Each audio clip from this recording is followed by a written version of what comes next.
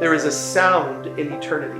There is a sound, and it travels on light waves and on sound waves. It is the sound of the glory of God.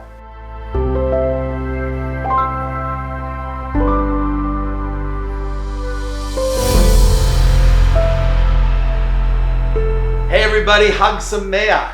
Hug who? Hag Sameach. Joyful holiday to you. What holiday? It is the holiday of Sukkot.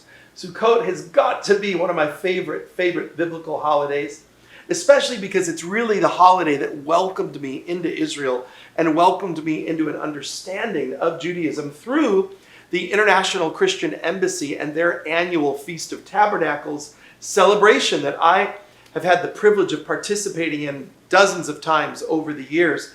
And in my early 20s, I went and was a part every single year. Sukkot is an 8-day holiday that celebrates coming out of Egypt and living in the midst of the wilderness on the way to the promised land. And if you go to Israel right now during Sukkot, all across the nation, everyone builds literally, not figuratively, literally little huts. And for 8 days, they eat outside. Some of them sleep outside in the huts. And it's this remembrance of that sojourn across the wilderness on their way into the promised land. And it also says to us, our lives are temporary. When we dwell in our house, we have this sense of permanence, right? You dwell in, maybe it's the house that you grew up in, right? Or it's your home, or it's a big, strong apartment building. There's a sense of permanence. But really, all of our lives are transitory. All of our lives are momentary. We all are dwelling in a tent, in a temporal place. And so Sukkot reminds us both of our spiritual journey out of Egypt into the promised land and our literal spiritual journey through life that is a temporary place on a way to an eternal home.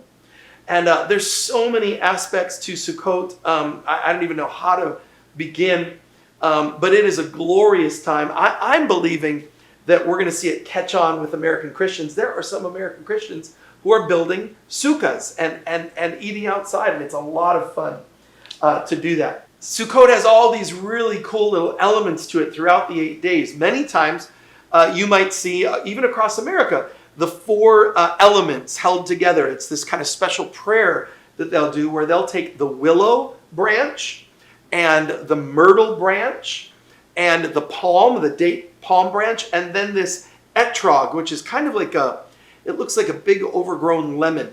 And they'll hold these together and they'll shake them in the 4 directions. And there's a whole prayer service that kind of goes around this symbolism of shaking these 4 elements together. Maybe we'll do a separate teaching on that to explain all of that. But it's an amazing holiday.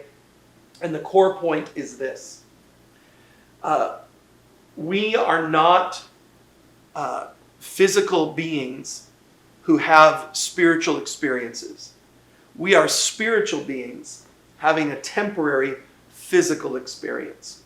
And the more that you and I can tune our heart to a higher vibration, the more you and I can tune our lives to a higher frequency, the sound of heaven. I want to tell you, there is a sound in eternity.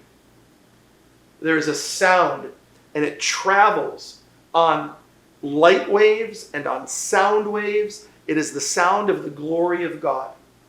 And I just tell you, it is, in Christian terminology, it's the 4 living creatures, the 24 elders, the 7 lamps that blaze before the throne of God. This is our ultimate home.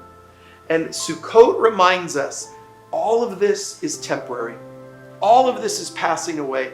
We're pilgrims on our way home, on our journey home. Join with me this Sukkot and find your way back home.